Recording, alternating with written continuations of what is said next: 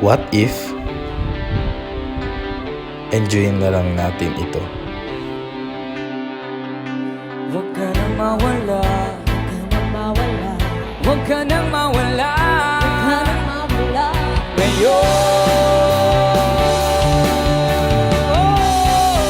sabay-sabay dadalhin